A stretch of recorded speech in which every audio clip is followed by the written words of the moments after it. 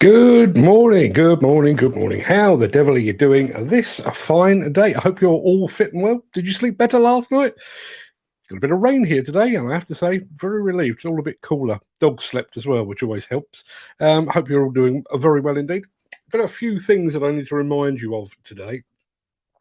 Sorry, I'm just responding to people arriving in the chat. And they're still arriving. Yes, I'm going to be on my travels on Wednesday and Thursday this week, collecting some exclusive new content and possibly some giveaways as well. So I won't be here, but I am making plans to keep you entertained even while I'm not here, actually.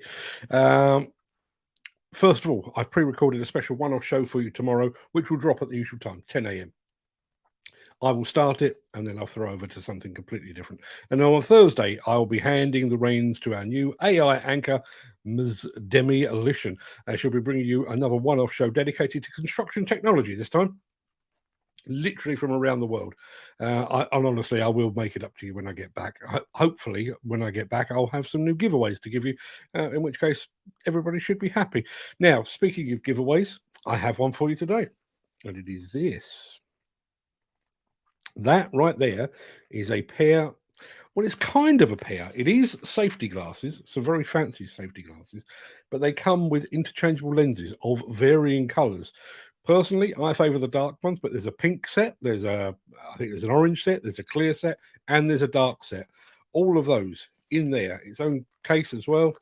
Bloc safety glasses. So, I am the master of the obvious. If you would like to be in with a shout of winning those safety glasses, type Bloc, B-L-O-C, B-L-O-C into the chat for your chance to win a pair of Bloc safety glasses. Let's say good morning to Mick Norton. I'm going to say good morning to good morning to Andy Darvell as well, who says, sexy glasses. Now, we seem to have a different look on the show here for some reason. What's going on there? I can see what it is. That's more like the usual look. Thank you very much indeed for that. So lots of entries for that. Tristan Mays has just arrived as well. Lots and lots of people entering the chat and entering that competition. I'll be back with that in just a moment. Yes. Yeah, that covers all of that, I think. So without further ado, let me roll the intro, post the question of the day, and get this show on the road.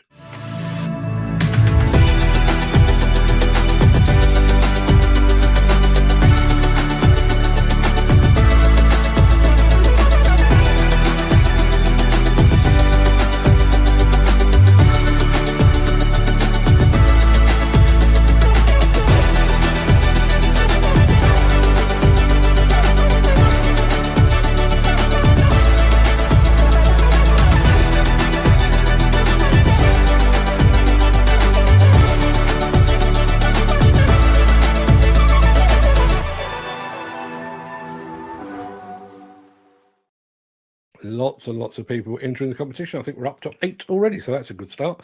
So it is Tuesday, the 12th of September. Welcome to the garden of earthly pleasures that is the Breakfast Show. I am your host, Mark Anthony. In today's show, when does a compact cease to be a compact? New Holland Construction may just have the answer. Why a Hollywood actor bought a Bobcat? I know. Building a LiuGong excavator from scratch, asphalt recycling in Norway, and we're going to take a spin in the biggest mining truck in the entire world. All of that bit later on. And as I've already said, there is a pair of Bloc safety glasses up for grabs.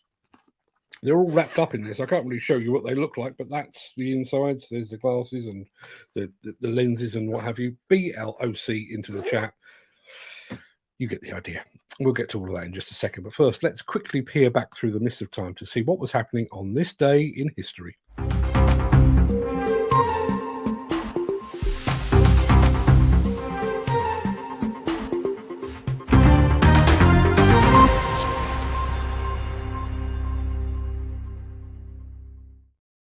On this day in 490 BC, the Battle of Marathon took place, and a small Athenian force defeated the might of the Persian Empire, supposedly because one man was willing and able to run quite a long way. In 1790, I can't believe this, we're actually going from the Marathon to the Bounty. In 1792, the court-martial began for the instigators of the mutiny on the Bounty. Those of a certain age will get the connection. In 1964, A Fistful of Dollars premiered with Clint Eastwood in his first leading role. It was the film that spawned the spaghetti western genre, along with some very, very good soundtracks indeed. And on this day in 2012, archaeologists claimed they had found the remains of Richard III under a car park in Leicester. He was probably waiting for a space. Now, before we get into the real meat of the show, let me very quickly remind you of our question of the day.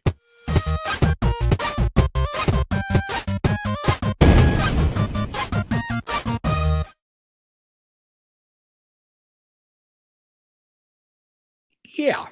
What's the best money you've ever spent? I don't mean the most money, although I guess things like houses and cars are a pretty good way of spending your hard-earned cash. I'm thinking of those things that may not have cost a fortune, but have given you endless pleasure. Off the top of my head, I'd say any money that I've spent on boxer dogs over the past nearly 40 years has been money well spent. Decades of loyalty and unconditional love, interspersed with bouts of incredible stupidity. And I guess my wife's engagement ring, which I bought in an antique shop in Brighton about 1 million years ago. But what about you? Let us know in the chat. What is the best money you have ever spent? Now, we're going to start properly.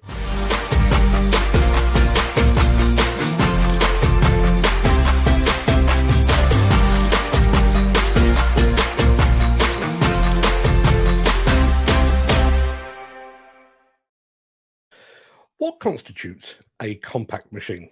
Something under 3 tons? 5? 10? Well, either way, the new compact track loader from New Holland looks a serious beast of a machine. G'day, I'm Jim Pike from New Holland Construction. We have here the brand new C362 extra large frame track loader, weighing in at 7.3 tonne and lifting 1.97 tonne. It's the largest in the industry. This thing is a monster. It's got a big cab and a beautiful screen with lots of customisable options. Our vertical lift is the patented Super Boom with a hinge pit height up to 3.56 metres. There's 1.9 metres of track on ground and it's 2 metres wide. There's a big heavy counterweight on the side here and that's standard. And there's more counterweight on the back right down the bottom, which gives you great weight distribution when you're lifting that super heavy load at the top of the lift cycle. The track frame design borrows a lot from dozers. The track frame is pinned into the machine, it's rigidly attached into the track loader. It's got a torsion undercarriage with 6 triple flange rollers across the bottom and dual flange idlers in the front and the back, giving you a smooth ride. They come with rubber tracks as standard, which will be most effective for the majority of our customers, but if you're in need of something extra, we do have steel tracks as a factory option. With all the power of this machine, it's got the hydraulics to match. Standard flow on the left-hand side, high flow on the right side. It's got 157 litres per minute high flow with 3450 PSI. It's got the best bucket breakout force in the industry at 57 kilonewtons.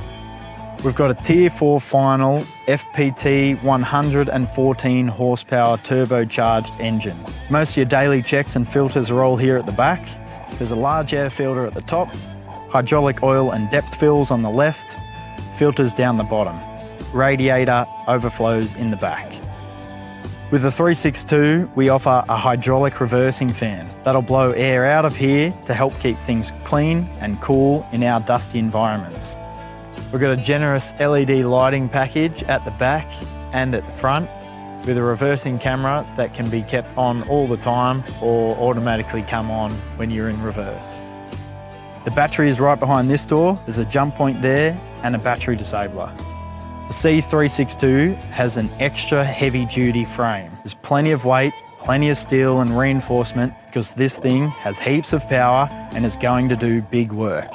The C362 has a Tier 4 final FPT engine, CEGR, SER, but no DPF. There's no regeneration required.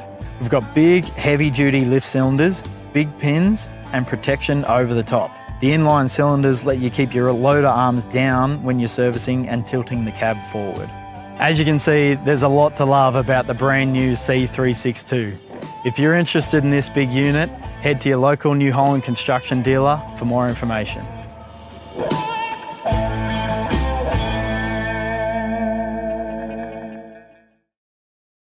Yeah, popular little, say little machine, 7 tons, hardly little. Yeah, we'll come back to the comments on that, but we will be sticking with compact machines right after this.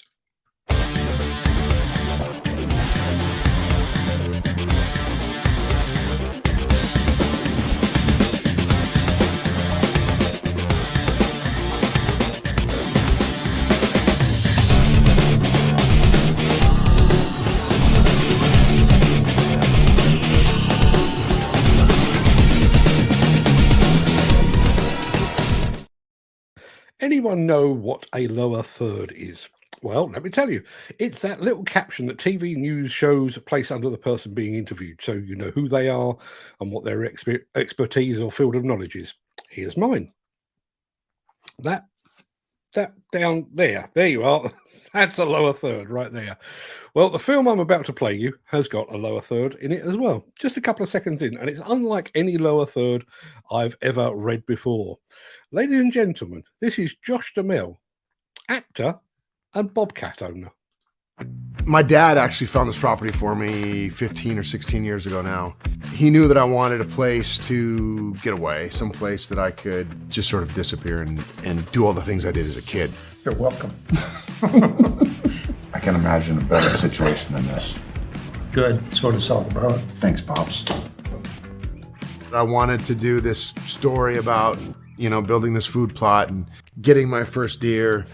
There's a lot of things that I've done out here that I wanted to be able to do, and I think a lot of it had to do with having some of this equipment, being able to do some of these things.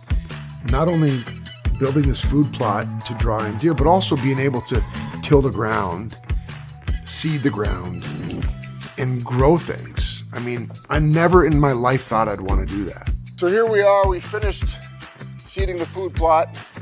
We cut it, we tilled it, and now we'll put this in the ground. And we're gonna attach this camera. Looks like Wally. We're gonna watch that chicory and that clover grow. Hopefully see some big bucks out there too. I mean, just the fact that I can get things done quickly gives me a lot of satisfaction. And the fact that I have a lot of fun doing it. Like everything out here, we just learn as we go. And that's what I think I love about this so much is I'm learning things that I never thought that I would know how to do. Next year, I want to start planting I want to build another food plot. One that's for the deer and one that we can start planting food for us. Getting my first deer and, in telling that story, I didn't realize how, difficult it was going to be and how good you have to be at actually hunting. I didn't know I was going to have to bow hunt. And I thought I was going to be able to get a doe because the does are everywhere. Bucks are hard to find. Thank God Don came over today because I was walking around with 3 arrows in my hand, didn't have a quiver, didn't even know what a tree stand was. Man, my God, you're my neighbor. I didn't know that you could actually go and put one up in a tree. And I learned all that today. I was kind of surprised to see that buck out here on the green already. Oh, 9 days it went from nothing to basically this. We got to have you shoot this bull. Don is like the guy to go to on the lake, who is an avid hunter, knows all the spots. Going right for dead center? Yeah. Right again. You need to go through these things, and it's awkward, and it's clumsy. Whether or not we get the deer, next year I'm going to be that much more prepared. Okay, here we are, 6:17 in the morning. I'm about to go on my first hunt. It's eerie how quiet it is. It's such a rush. Wish me luck. Okay, I just watched the sun come all the way up. It was glorious, but it's taken forever. Hunting requires absolute focus and stillness. I was one with nature, one with the deer. Oh, this is really a test of one's patience. I'm just not having any luck. Okay, fine, I suck at hunting. But you know what? I could build you a killer food plot. See you next year.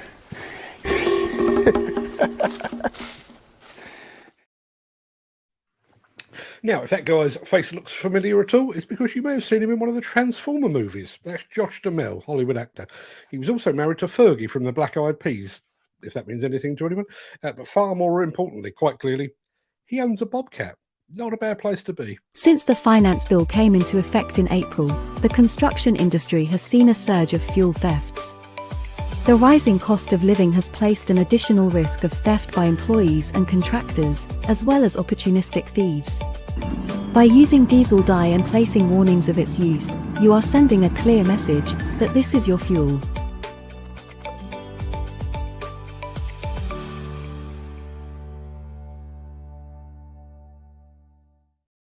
Now, I'm just going to take a very quick look. Yeah, we're up to 12 entries for the Bloc glasses. There they are, or that's the case anyway. Bloc, B-L-O-C. Type that in the chat for your chance to win. You're currently at a 1 in 12 chance.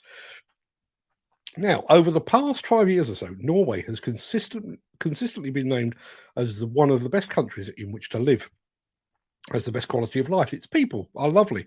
I know, I've met some of them, and the countryside is amazing. In addition to all that, the Norwegians are leading the way in the field of sustainable construction.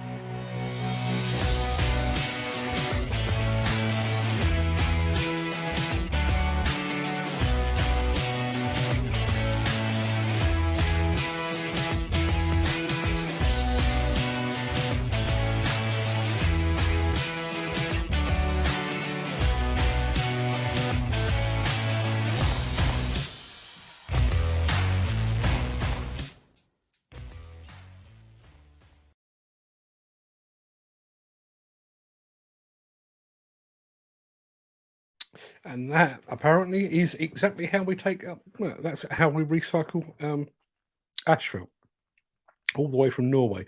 Now, speaking of Norway, hi guys, I'm Martin and Norwegian Earth Mover. Remember to watch the Breakfast show.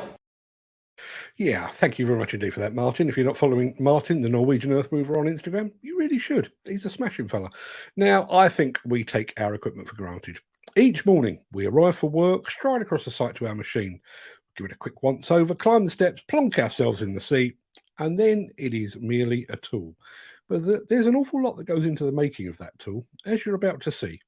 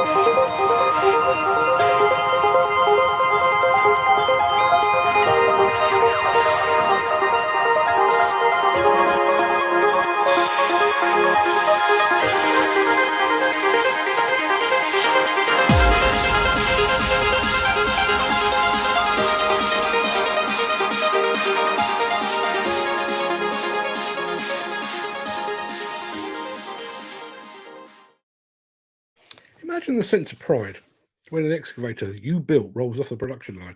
I know that some manufacturers actually have the names of those involved in its making punched into unseen parts of the machine. I like the idea of that. I like the idea of driving a Dave LiuGong, although I don't suppose there's too many people called Dave on the LiuGong production line.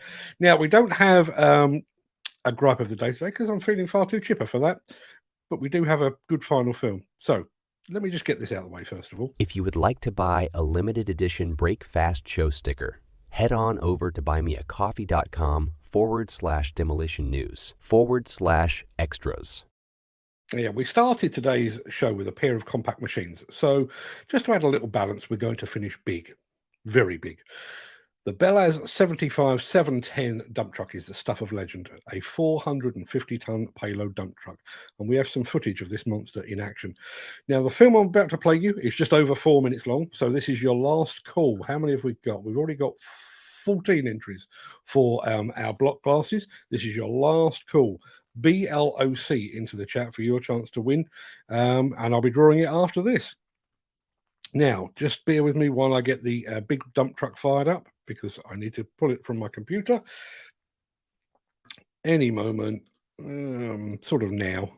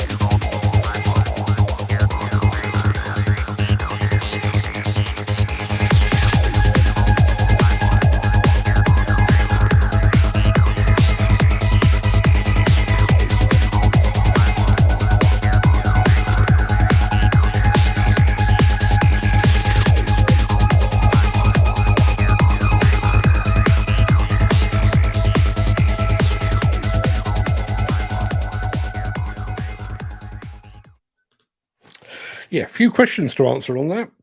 I thought there might be. Let's have a look. Mick Norton says the Bell's 450 dump trucks, huge diesel engine, will have the net zero zealots throwing up all over the shop. They'll be throwing up even more. Somebody asked, I think, who did I see ask the question? Chris Ford says, is it electric powered? It's not. It's powered by not one, but two. Two diesel engines. I'm just going to have a very quick look, see if I can figure out the MTU engines. I can't actually see the output of those engines, but an absolute beast. I'm just looking to see if there is a power output. Can't see it anywhere, but I can tell you. Yes, there we are. 2,300 horsepower each. That's 1,700 kilowatts to those that have made the conversion, and it can do 450 ton fully loaded, and it can do 40 miles an hour.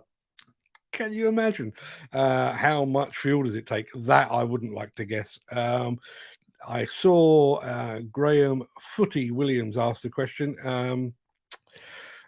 Where is he? There you are. I assume that's in Australia. No, they are actually built in Belarus, and my understanding is they were built in Belarus for Belarus and Russia. Not that we ever get to see them, but there are some big old mines over in Russia and that part of the world. So yes, Jim Turner says, I wonder how it stacks up against the other biggest dump trucks that were made years ago. Can't remember the name of them. There were only two built, and I think they are in Canada. A great tune too, very Josh Wink-ish. Yes, very Josh Wink-ish. In answer to your question, as of I think it was as of 2018, the Bellaz 75-710 dump truck was the world's biggest dump truck. So it outdid everything that went before it. Whether there's anything coming down the line that might actually overtake it, who the hell knows? Tim Meany says, has its own fuel truck full time. Yeah, I would imagine that the fuel gauge would probably work like a fan on something that size. Let's have a look. There we are. MTU 16V 4000 M23S diesel engine devours 119 gallons of fuel every hour. Do the maths. How much is a gallon of fuel? Oh, litre, I don't know, depending how you cut it. How much is a gallon of fuel these days? 119 an hour. Good Lord. I'm going to have just making sure I answered all the questions, all the key questions there. No, I think that's the main ones. Anyway, I tell you what, I'm going to fire up our randomizer now. Let me just remove that, even though you can't see it. Let me have a look. How many entries did we end up with? 15. That's a good turnout for a Tuesday morning. They will merge into one after a while. Let's have a look. I need to share my screen, and I need to show you this just to prove that there are indeed 15 entries. Let me change the view so that I can see that just as well as you. Yeah, 15 entries. I'm going to give you another 5 seconds to type the letters BLOC, Bloc, into the chat. If anybody would like to get in under the wire, you can do that. BLOC, Bloc in the chat. Doesn't look like anybody's going to get under the wire. So I'm going to press the draw button right now.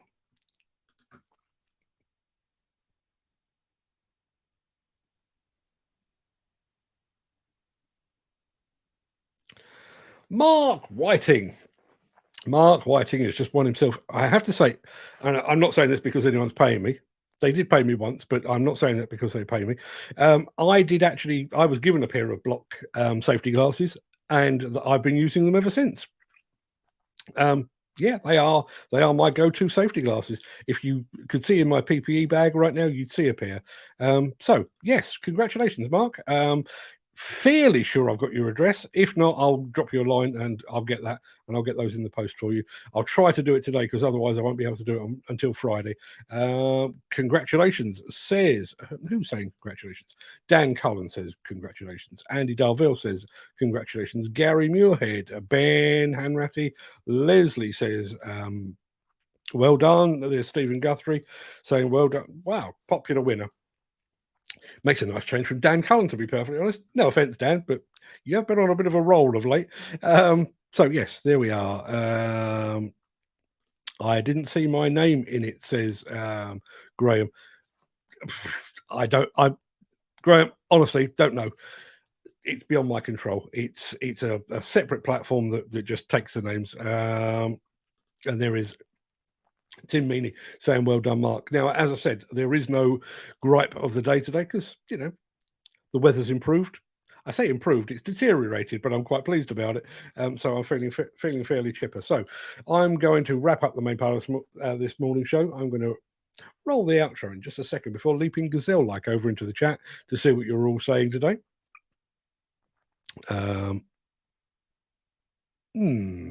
Somebody else saying that Bloc didn't get registered as well. I wonder if it's a LinkedIn thing, although Graham Williams is actually over on Facebook. We've had entries from LinkedIn before. I know we did. So I'm not entirely sure what the score is there. Anyway, I'll come back to all of that. I'm going to roll the outro in just a second. Leaping gazelle like blah, usual sort of thing. If you can't stick around, please stay safe. Look after yourself, your family, your friends, and your colleagues. But if you do have the time and the inclination, please stick around because the Craic will return immediately after this final word from our key show sponsor.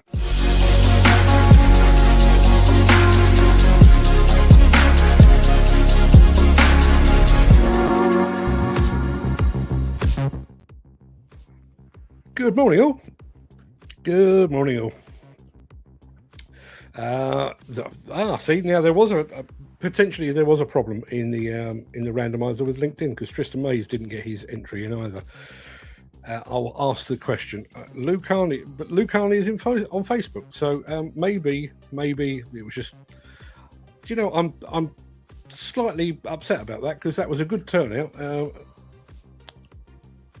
I'm not going to draw it again. I'm just going to have a very quick look.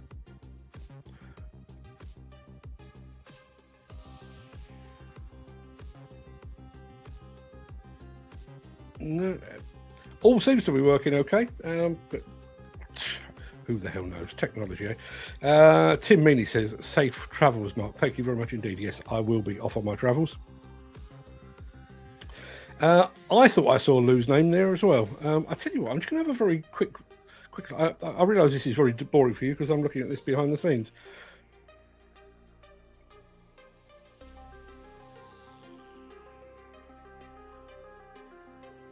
Yeah, I've just been through it. Lou Carney was most definitely in there. Didn't see Graham Williams in there. So I don't know quite what was going on there, but I definitely saw Lou in there. But there you are.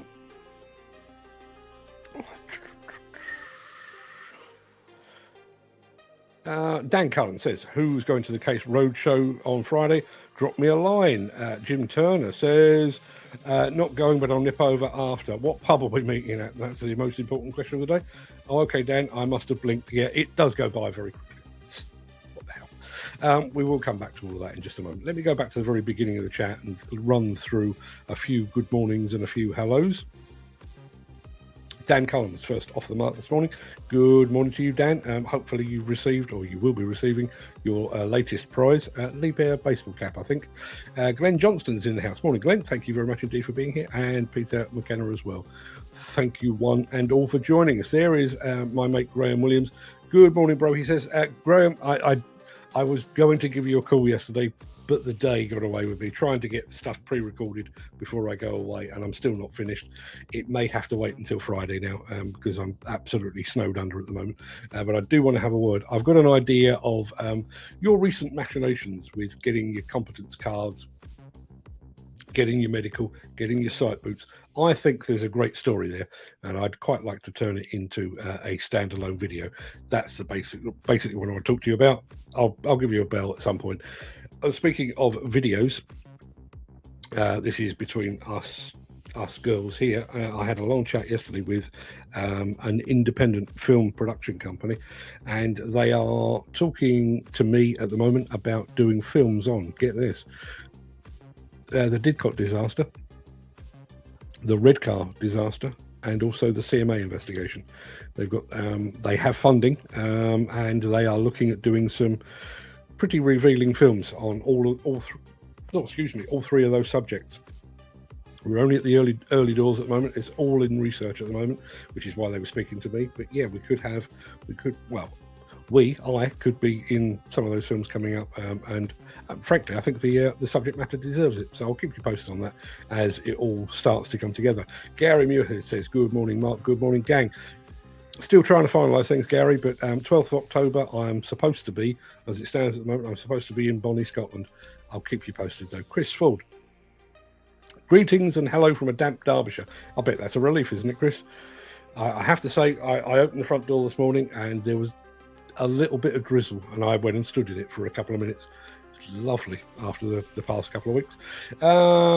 Today better be a good one, or you'll be for the high jump. I do my best every morning. Sometimes my best ain't that good. Morning. She said, and then went again. Lou Carney says, morning. Good morning to you as well. Good morning, Mark, and all you other legends. Good morning. That's timely. I'm saying no more. Jeff Pinion, our friend Mr. Brock, is in the house. Good morning, Mark, and good morning to you as well. Andy Darvell, who is fast becoming a show regular. Morning, Andy. Jim Turner, who, listen, I chose the music for the LiuGong bit, and I chose the music for the Bellaz 75 710 as well, with Jim in mind. There is Tim Meaney. Good morning, Tim. Thank you very much indeed for joining us. Again, Dan Cullen says, had about 2.5 hours last night. I think I had about 7. Didn't have a particularly early night, but literally got in bed. Had the window wide open, spark out, nice and cool. Dogs didn't wake me up panting. It was always good. No, this isn't a question of the day. History. In 1906, the opening of the Newport Transporter Bridge in southeast Wales. Only 8 such bridges remain in use worldwide, and this is the oldest and largest of the 3 historic transporter bridges that remain in Britain. Did not know that. Didn't come up on my events for the day. Mick Norton is in the house. Morning, Mick. Let's have a look. Yes, sexy glasses. Mark Whiting, please feel free to model those sexy glasses when you actually take delivery of them. There you are, lots and lots of people entering the competition there. Lots and lots of people entering the competition there. Blimey. Felt like more than 15. Jim Turner says, I've got a set, so I won't enter the draw, but they are definitely good. Thank you for that, Jim. Yeah, as I said, I was speaking to somebody just yesterday. Obviously, we run advertising and that kind of thing. But when it comes down to endorsements, I will literally only endorse stuff that I truly believe in. And, the Bloc glasses, they gave me a pair. I didn't pay for them. They gave me a pair. And if they'd been crap, I would have thrown them away because I've got plenty of them. I'm still wearing them, probably 2 years on. So, yeah, they're really good. There is Graham Williams. Didn't see his entry. I don't know why. And there's Dan Cullen as well. Now, my question of the day. What's the best money you've ever spent? As I say, mine, boxer dogs. Bought my first boxer dog for my wife's 21st birthday, and we've had boxer dogs pretty much consistently ever since. Some have overlapped, so at times we've had 2. We've got 2 at the moment, and they are just the ultimate pleasure. They're just endlessly loyal, ridiculously stupid. I think I paid about 300 quid for our first boxer dog. And he lasted for 16 years and was a joy from start to finish. So what's the best money you've ever spent? We'll come back to that in just a second. Ken Hatcher joining us as well. Kent Demolition joining us. Unfortunately, they missed out, but good morning to Dave Paget and the team down there. Sunil Kumar over on YouTube. Good morning to you, Sunil. Thank you very much indeed for joining us. Not entirely sure what that means, but thank you anyway. Hope it's not. I'm thinking that I hope it's not Dan Cullen who wins this time. It wasn't, thankfully. Question of the day on Bacnora lithium. Okay. There's Tim Meaney's entry. Graham, yes, I do need to speak to you, but as I say, I'm running out of time. It may have to be the back end of the week. Peter McKenna says he spent £150 on an air rifle that I didn't end up paying for. How's that come about then? Dan Cullen says spent 2k on an Isuzu Trooper and 2k on a transit van. Best money ever had them trouble free. We had an Isuzu Trooper as well. That was trouble free too. Mark Whiting, who went on to be the winner today. Good morning to you, Mark. Chris Ford, question of the day. apart from my house, a tweed shooting coat. Still wear it when I'm walking the terrorist 30 odd years later after I bought it. It's getting very worn. Do you know, it's funny you should say that. There is that old adage of if you're going to spend money, spend most on your bed or your shoes, because if you're not in one, you're in the other. Firm believer in that.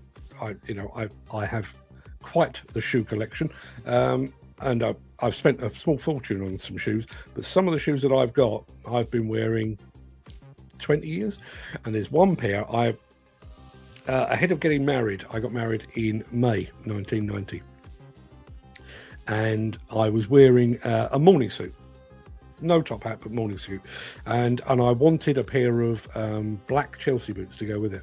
Couldn't find the pair that I was after anywhere. Happened to be, funnily enough, I was in Derby, up in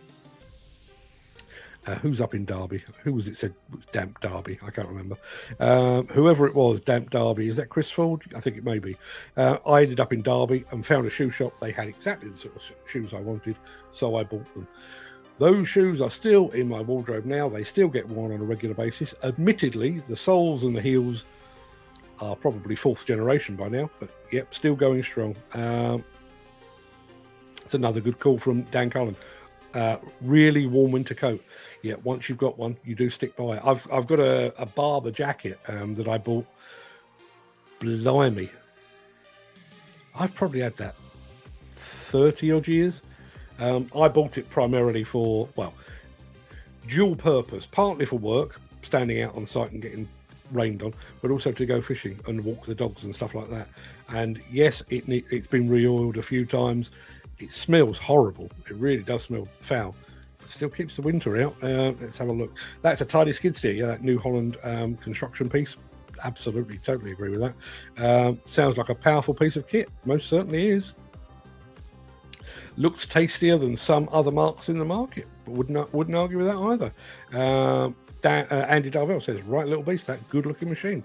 Big engine, says Ken Hatcher. It certainly was, but then it is a 7-ton machine. Didn't look like it, but it's a big old beast. Looks like there's plenty of room in the cockpit too. Yep, totally agree. Wouldn't mind one of those. God knows what I'd use it for, though. It'd be another expensive lump of metal to clutter the yard. Yeah. Can you imagine if money were no object and you had enough space to store them?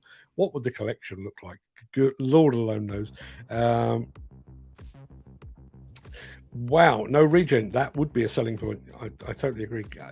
You know, it's really strange you should say that. How the whole regen thing kind of slipped in, you know, sort of pre tier 3, 4, 5, Lord alone, AdBlue. Before all of that, regen.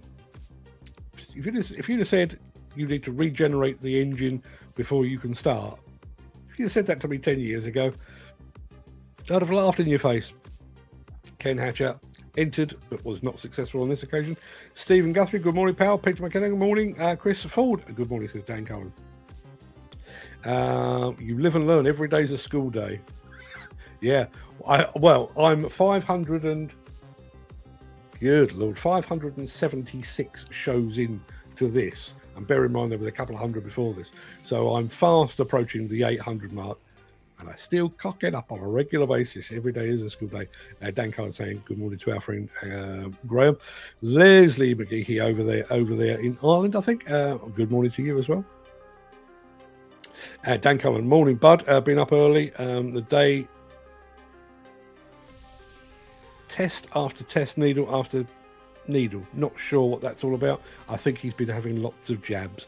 There's Leslie's entry for the competition. Peter McKenna was up at 6, a little bit before me, but not much. There's an explanation. Stephen Guthrie says 2 blood infusions and 4 blood withdrawals from both hands. Sod that. I'll do this one first. I'm needle phobic, Stephen, but last count in hospital was 28 needles. I'm not needle phobic in the slightest, but I know when my appendix burst and then when I had the surgery on my eye after headering a brick, when you've had, I don't know, a blood test every couple of hours and all the things, it does get very, very tiresome. And even though it doesn't really hurt that bad, it gets to the point where, oh, please don't do this again. I really don't want any more lumps of metal stuck in my hand. Thank you. Wow, that's cool. Be a nice place to have a place like that. Yeah, can you imagine? I mean, I have no desire to go hunting, but a fishing lodge. Oh, yeah. Little hut somewhere tucked away in the middle of nowhere. And I realise lots of people like the idea of the fishing lodges up in Scotland. I've got no desire to go and fish for salmon and trout. That's not my game at all. But the idea of having somewhere tucked away in the woods right by a river, nice and isolated, big log burner in the corner, comfy bed, lots of blankets, me and the dogs, happy days. If anybody is out there that has got one of those going spare that they would like to get more use out of, please drop me a line. I'd be very, very grateful. Nice hunting with bows. I prefer a good gun, though. Yeah, hunting is something lost on me. I'm a city boy, born and raised in London. Hunting is anathema to me. I realise it's something that happens. I'm happy to eat meat and all the things, and I go fishing, although I don't keep the fish. I don't have a personal issue with it. Something I've never done. It's just not in my area of existence. I shoot bows and arrows on compounds. The reason I have to stop is I broke my elbow right across the funny bone. That made me stop. My arms are 6 inches shorter down. 6 inches shorter with size 17 feet. You really must be quite a sight, Graham. Peter McKenna, I've 2 cannulas in constant, get a 4-hour drip, then off for 4. Nippy when trying to sleep, feel better the day, not so tired. Fingers crossed I'm on the mend. Well, fingers crossed all round. There you go. There's my fingers crossed. Yeah, get well soon, Stephen. Need to get you back to work, even though that probably means you won't be on the show. But, you know, looks like heaven. And a high seat is on my list of jobs too. Lots of country folks out there. And Bambi for lunch. I think I prefer a rifle. They can run like Usain Bolt if they don't drop straight off, he says. Okay. Good luck, and I'm more than happy to eat any venison that comes my way, just not me for the shooting. Mark Whiting is entering the competition there. Adam Howarth, good morning, Adam. Thank you very much indeed for joining us. Let's have a look. Peter McKenna, we're still stuck on the subject of hunting, which I can contribute absolutely sod all to. Just depends on how good a shot you are. A well-placed bolt can be as effective as a well-placed bullet. I will have to take your word for it. Definitely need a good blood dog or arrows with trackers in. Arrows have trackers in now, do they? Do they?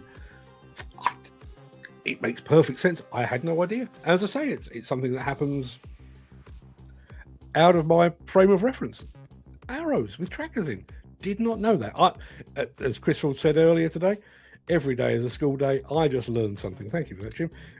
That Norwegian asphalt recycling plant looks like NASA launch pad. It certainly did. Bobcat C362, New Holland actually, but looks a bit of a beast, incorporating some innovative features. However, I would have some reservations with untrained operators here in the UK coping with the increased rated operating capacities. Yeah, it's a good point. When you look at the average, 2-ton skid steer, I wouldn't say it's anyone can go on it. That shouldn't be happening anyway, but I think it's taken a little more lightly. You could do some serious harm with a 7-ton machine. Totally take Mick Norton's point there. It's easy building them on a line. That's referring to the LiuGong that we saw going down the line there. The hard part is when they break down on site and need a full overhaul. That's when the brown and sticky stuff hits the fan. Totally right. I'd love to see this in person. Wowzers. Yeah, well, I mean, I've been fortunate enough to see lots and lots of production lines with Caterpillar, with Komatsu, with JCB, with Liebherr, and a bunch of others as well. And it's the sort of stuff I very rarely share that footage on here because it's quite slow moving. There's obviously it's moving along on a conveyor belt, and there's another bit added, and there's another bit added. But maybe I should, because it's always worthwhile remembering exactly where those machines came from and how they came to be. So yes, wowzers indeed, Dan. Good job. They took it outside to lift the boom. That was a fair old long ridge, that wasn't it? Mark Whiting, it's a beast, something kids can only dream of. Yeah, and I again, I mean, I think JCB are incredibly good at encouraging young people into their organisation with apprenticeships, take a lot of people from the local community and that kind of thing. But I think if you were exposed to that JCB production line, for example, particularly for the compact machines where, you know, they are literally, I wouldn't say they're flying down the line, but an excavator will move its way down the line over a period of several hours, whereas the mini excavators, they are absolutely bloody flying out there. I think if you were exposed to that as a child, you may well see your future there. David Cooley, I don't remember seeing David here in the past. He entered the competition as well. Morning, David. You missed out this time, but thank you very much indeed for joining us. Listen, we've featured the Bel Air 75 710 in the past. It's nice to revisit it every once in a while. Biggest dump truck in the world, 450 tons, two 2300 horsepower engines. The figures just boggle the mind. They really do. Wish I'd got to see one in person at some point. And they don't even do the major exhibitions. I don't believe there's ever been one of those at like a Bauma exhibition, because frankly the thing is so damn big. It would cost millions to actually put the thing together on the show to then take it down again. So the chances are I will never get to see one of those in person. But it really is an absolute beast, as we rightly said. Make a nice swimming pool, make a bloody expensive swimming pool as well, and would take an awful lot of water to fill it as well. Gripe of the day. Why do lorries always turn up when I'm trying to watch Demolition News? Chris, I wish I knew. It's the same as my mate Peter Haddock. Used to join us regularly on this show, not so much recently because he's been as busy as a one-legged man in an arse-kicking competition. But he said exactly the same thing, and I know Luke Harney suffers from this. You sit down, even if you're just planning to have this playing in the background, you settle down, you press the button, and some silly bugger rings you up. And it happens to me. I mean, I've got my phone on silent, or on airplane mode at the moment, so nobody can ring me. But I know full well when I turn this back on, despite the fact that I'm 3 and a bit years into doing this, somebody will have rung me and tried to contact me while I'm doing this. You'd think they'd know by now, wouldn't you?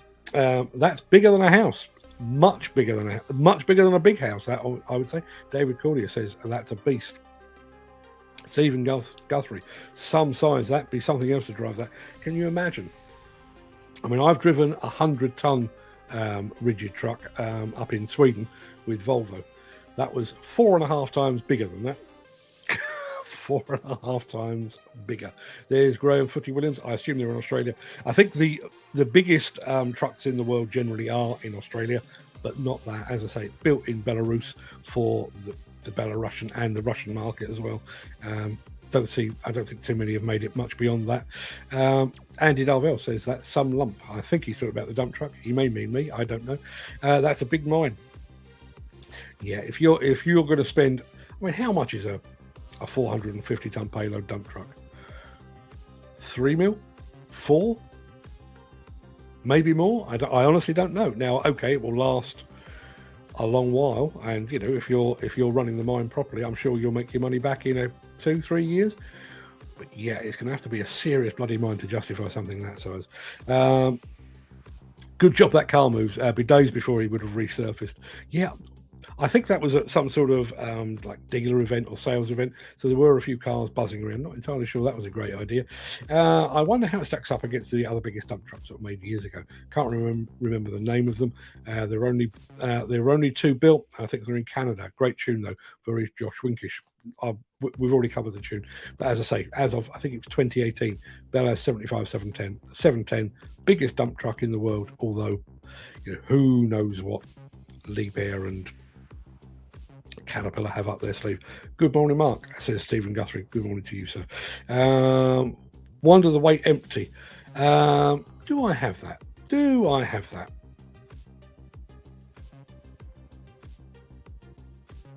Yeah, 360 tons. 360 tons empty, 450-ton payload. So by the time that thing is fully loaded, you're looking at, let me think, 350 or 310 and 450, 760 tons barreling towards you down a wet haul road. I think I'd be going the other way. Are they electric powered? No, they are diesel, and they are eating diesel like it's going out of fashion. Mick Norton, the Badass 450 dump truck, huge diesel engine, will have the net zero zealots throwing up all over the shop. Yeah, I bet it will. That is some power, says our friend Dan Cullen. Chris Ford, be a bit bigger than the MTU engine in my shovel. Yeah, two 2300 or 3,250 kilowatt engines. Mad. There you are, 119.5 gallons of fuel every hour.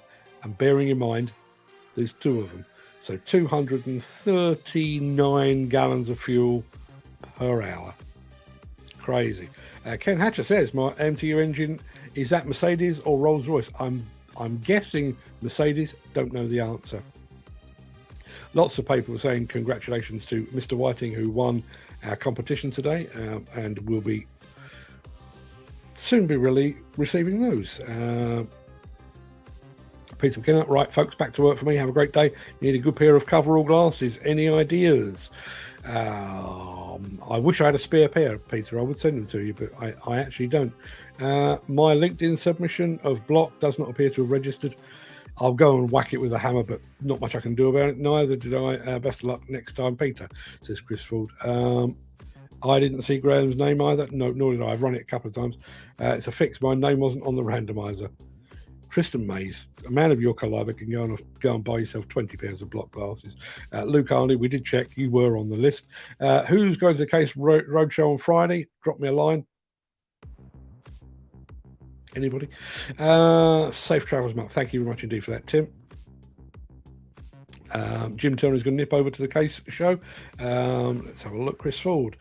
Look on the bright side. At odds of 15 to 1, you might have put money on it. I once bet a whole pound on a horse. I think it's still running.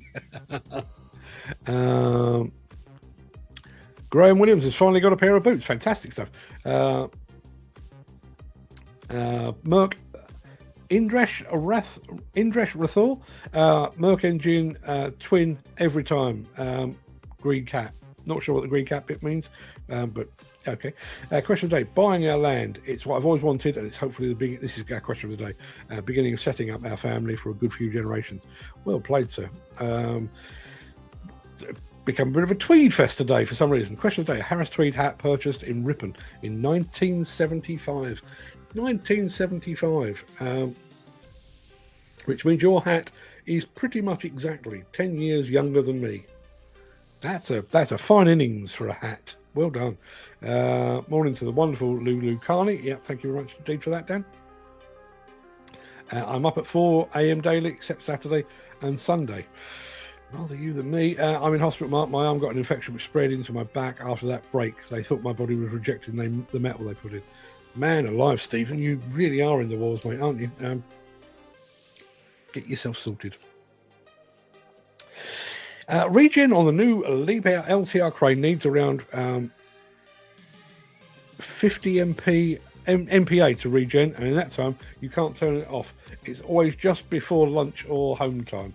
Ain't that always the way? The Rose and Crown is the nearest. Good food and good beer. Unfortunately, I won't be able to make it, says Chris Ford. I've got quite a few shotguns and still got my license, says Graham Williams. I shall be sure not to upset you too much. I'll be going live